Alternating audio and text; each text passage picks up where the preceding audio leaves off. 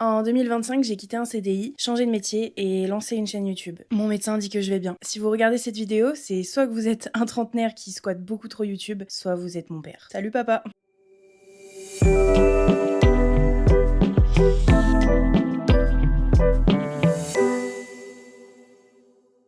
Bienvenue dans cette vidéo. Si c'est la première fois que vous voyez ma tête, pas d'inquiétude. Je m'appelle Axel, j'ai 31 ans et je suis monteuse vidéo en freelance. J'ai lancé cette chaîne il y a quelques semaines avec des vlogs en Thaïlande. D'ailleurs, si vous les avez pas vus, n'hésitez pas, franchement on rigole bien. Et aujourd'hui c'est une vidéo un peu différente, un peu plus personnelle, un peu plus dans ma tête quoi. Je fais cette vidéo parce que j'ai cherché et que j'ai pas trouvé de contenu honnête sur le fait de se lancer sur YouTube la trentaine passée. Et je suis sûre que ça peut en intéresser plus d'un, alors j'ai décidé de la faire moi-même.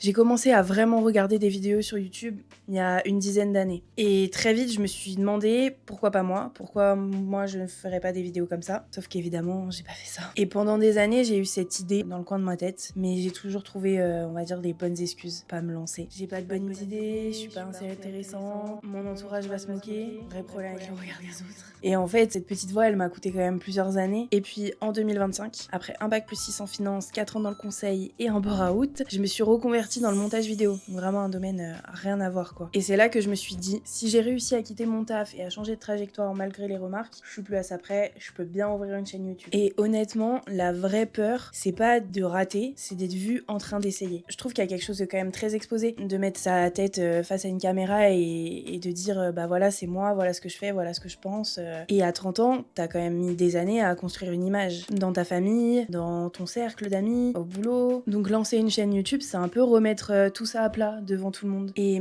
la vraie réponse au regard des autres, c'est pas de s'en moquer, parce que je pense que c'est pas possible. Objectivement, je pense que c'est pas possible. Mais c'est de le faire quand même, parce que pour moi, le regret pèse bien plus lourd que le jugement des autres. Putain, c'est trop beau ce que je dis là. C'est beau. Je sais que des gens vont pas me regarder, vont pas regarder mes vidéos pour les bonnes raisons. Mais écoutez, c'est pas grave. L'avantage avec YouTube, c'est qu'on voit pas qui regarde les vidéos.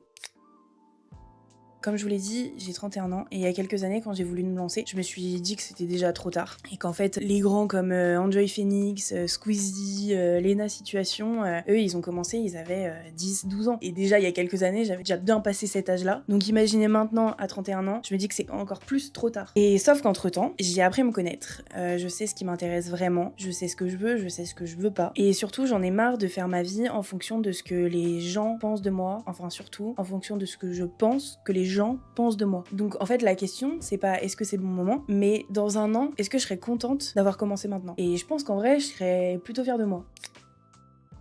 Pour le matériel aussi, ça a longtemps été une de mes excuses.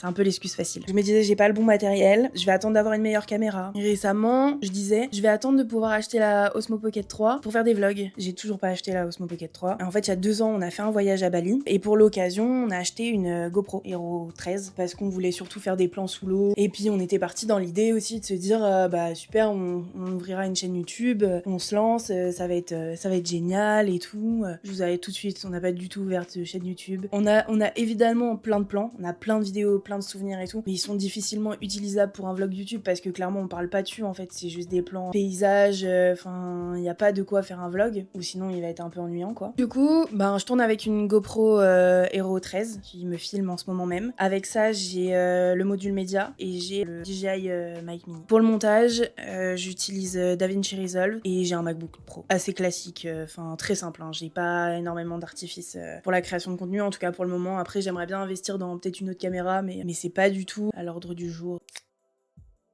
Ma niche, j'en ai pas. Au début, je voulais faire du voyage, donc je m'étais dit ben je pourrais faire une chaîne voyage. Après je me suis dit ah mais si je documentais mon passage en freelance, mon changement de vie, enfin mon changement de métier. Et en fait je me suis dit mais je veux pas me fermer dans une niche, dans un sujet particulier. En fait j'ai envie de juste raconter ma vie quoi, à ma caméra et du coup bah à vous. Et voilà, donc j'ai pas vraiment de niche. En fait ça me correspondait pas vu que j'ai tendance à assez vite m'ennuyer. Si je me ferme dans un sujet en particulier, particulier, je pense que ça va vite me saouler. Donc voilà, et je pense que me lancer sur un seul sujet, dès le départ, ça m'aurait donné une raison de plus pour pas me lancer. J'aurais trouvé encore d'autres excuses. Et au final, ça va être des vlogs voyages, du contenu lifestyle, ça va être découverte food, qu'est-ce que ça peut être d'autre, j'adore la rando, donc ça va être aussi de la rando. Il y aura évidemment du quotidien de freelance, même si je suis officiellement pas en freelance, mais peut-être qu'on en parlera dans une autre vidéo. Ça peut être des concepts que j'ai envie de tester. En fait, j'ai envie de faire ce que j'aimerais consommer sur YouTube. Je m'explique. Je consomme beaucoup de vidéos lifestyle, mais pour la plupart, c'est des meufs bien plus jeunes que moi. Et je trouve qu'il y a très peu de meufs de la trentaine. J'ai envie de créer ce que j'aimerais voir. Je me dis qu'il y a plein de gens qui sont comme moi, que ça trouvera